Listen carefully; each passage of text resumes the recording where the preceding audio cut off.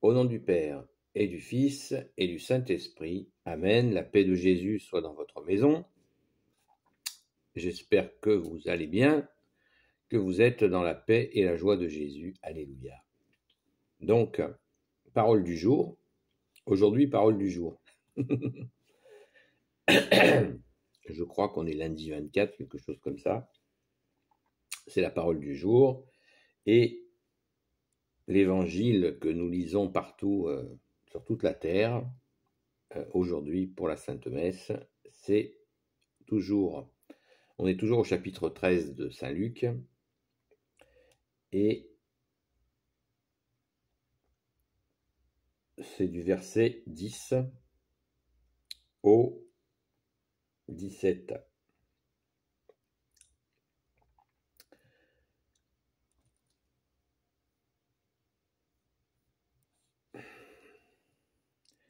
Un jour de sabbat, le titre c'est d'abord donner la vie. Un jour de sabbat, Jésus était en train d'enseigner dans une synagogue lorsqu'arriva une femme toute courbée. Un esprit la tenait malade depuis déjà 18 ans et elle était totalement incapable de se redresser. Dès que Jésus la voit, il l'interpelle. « Femme, te voici délivrée de ton infirmité. » Jésus lui impose les mains et aussitôt elle se redresse, rendant gloire à Dieu. Mais le chef de la synagogue intervient scandalisé, car Jésus l'a guéri un jour de sabbat. Et il dit à la foule, « Il y a 6 jours pour travailler. Venez ces jours-là pour vous faire guérir, mais pas le jour du sabbat. » Le Seigneur lui répond en ces termes, « Comme vous êtes faux! Chacun de vous ne détache-t-il pas de la mangeoire son bœuf ou son âne, même le jour du sabbat, pour le conduire à l'abreuvoir? Et vous avez là une fille d'Abraham que Satan avait liée voici 18 ans. Le sabbat n'est-il pas justement le jour pour la délier de son mal? » Après ces paroles de Jésus, ses adversaires ne savaient plus que dire, mais tout le public était en joie pour tant de merveilles qu'on lui voyait faire. Merci Jésus pour ta parole. Alléluia. C'est toujours un bonheur égal de lire cette parabole de la délivrance d'une sœur dans la foi. C'est waouh, touché par toi Jésus, délivré par toi Jésus, l'unique sauveur. Alléluia. Alors, nous avons là la preuve pour celles et ceux qui sont dans la négation de l'existence du diable, de Satan. Voilà. Là, je crois que, à moins de vouloir s'opposer à ta parole, Jésus,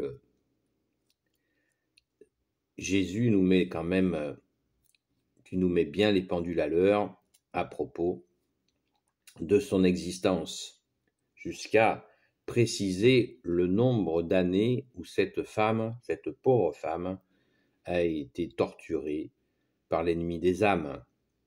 Alors quand j'entends ici ou là, voilà, qu'on met toujours des pincettes pour nier cette existence démoniaque, non pas qu'il faille s'en gargariser tout le temps, mais en avoir conscience. Il y a un match permanent entre la lumière que tu es, Jésus, et les ténèbres.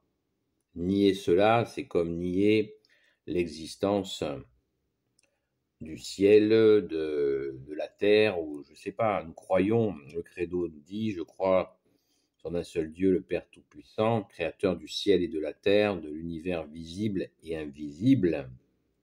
Je crois en un seul Seigneur, Jésus-Christ, le Fils unique de Dieu, et je crois en un monde visible et invisible, et dans le monde invisible, eh bien, il y a ce mauvais, comme on l'appelle aussi, qui veut dire diable, qui veut dire diviseur.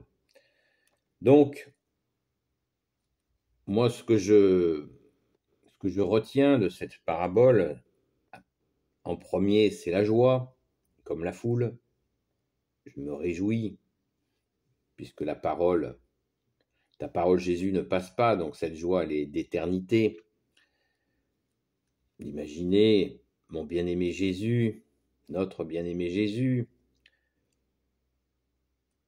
faire cette guérison devant ces hypocrites, comme il les nomme dans une autre traduction, qui vont jusqu'à, parce qu'ils veulent absolument torpiller Jésus et ils sont prêts à n'importe quelle sottise, y compris à se rendre ridicule pour contrer Jésus, alors que ce sont ces mêmes hommes qui enseignaient à qui voulait l'entendre que le Messie allait arriver. Et là, ils ont le Messie, l'unique Messie pour l'éternité, sous le nez. Et ils sont totalement aveugles. C'est sous leurs yeux, je trouve ça inimaginable. Voilà, de ne pas accueillir le Jésus, le Christ Jésus. Le Christ, ça veut dire Messie aussi. Hein, donc, voilà.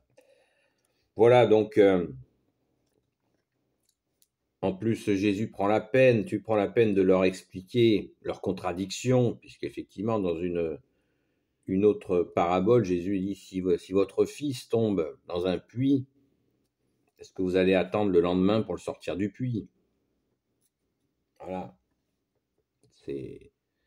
Tout est dit.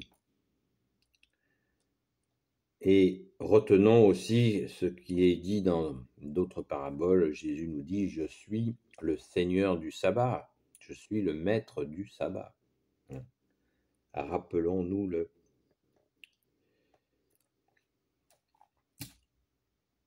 Donc,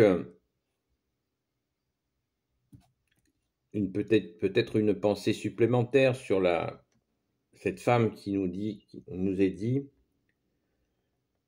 une femme était courbée, un esprit, en verset 11, lorsqu'arriva une femme toute courbée, un esprit la tenait malade depuis 18 ans et elle était totalement incapable de se redresser. Un esprit, parce que les esprits mauvais, ça existe. Donc, à réfléchir aussi, sans se prendre trop la tête, mais Saint Jean, dans une autre parabole, nous parle du discernement des esprits nécessaire. Vous voyez, là, il y a quelque chose à méditer. En tout cas, aucun esprit mauvais ne résiste à toi, Jésus. Alléluia! Donc, nous pouvons bien sûr réfléchir. Merci Jésus pour ta parole. Alléluia. Nous pouvons aussi réfléchir. C'est la Bible des peuples, pour ceux qui ne le savent pas, puisque j'ai vu qu'il y avait quelques abonnés supplémentaires. Bienvenue à vous. Donc, n'hésitez pas à vous la procurer. C'est une très bonne traduction. Merci au prêtre qui me l'a suggéré. Donc, oui, dans nos vies, des esprits qui peuvent nous faire courber, peut-être que nous pourrions y réfléchir parce qu'en ce moment, ça ne manque pas. Je ne vous en dis pas plus, je pense que chacun est capable de voir ce qui se passe autour de nous. Il y a vraiment une volonté de nous faire courber, voire de nous écrabouiller. Mais vous voyez, nous avons Jésus, l'unique sauveur, et il faut rappeler à toutes les personnes qui se font courber par le mauvais que Jésus nous redresse. Alléluia! Merci Jésus. Donc, n'oublions pas d'adapter, de bien faire que cette parole, ce qu'elle est, elle est vivante et elle est de toute éternité. Elle ne passera jamais, le monde passe. C'est ta parole, Jésus, le monde passera, mais il passe, là, on le voit. Et ta parole ne passe pas. Donc, pour celles et ceux qui souhaitent se redresser, eh bien, il n'y a que Jésus, uniquement Jésus, qui peut nous redresser contre les esprits mauvais qui veulent nous courber. C'est clair, c'est net, c'est précis. Et gloire à toi, Jésus, car sans toi, nous ne pouvons rien. Amen. Béni soit le Père, le Fils et le Saint-Esprit. Amen. Ô Jésus, toi qui peux tout et qui portes tout, toi le Sauveur, toi l'Emmanuel, je te confie toutes celles et ceux qui regarderont cette vidéo, ainsi que leurs proches selon ta sainte volonté, ô Jésus. Sainte Marie, Reine des cieux, toi l'Immaculée Conception, toi qui écrases le serpent, toi qui as la lune sous tes pas.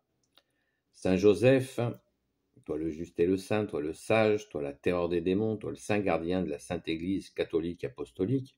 Vous avez entendu, Saint Joseph, la terreur des démons. Sainte Marie-Madeleine, notre chère sainte patronne, et vous tous les saints et saintes, amis de Jésus, Saint Michel Archange, qui est comme Dieu, Saint Gabriel Archange, Saint Raphaël Archange, et tes anges guérisseurs, et vous tous les anges qui servez Jésus, je vous confie toutes celles et ceux qui regarderont cette vidéo, ainsi que leurs proches, selon ta sainte volonté, ô Jésus. La paix de Jésus soit dans votre maison. Pour les nouveaux abonnés, eh bien, vous avez l'adresse électronique ami Marie-Madeleine, ami avec un S, Marie-Madeleine, @gmail.com, voilà, comme ça, tout ensemble. Et vous pouvez m'écrire si vous avez des sujets que vous voulez que je traite. Je ne suis pas enseignant, je ne suis pas exégète, mais je peux essayer de répondre à vos questions avec plaisir. Donc, je vous dis à très vite.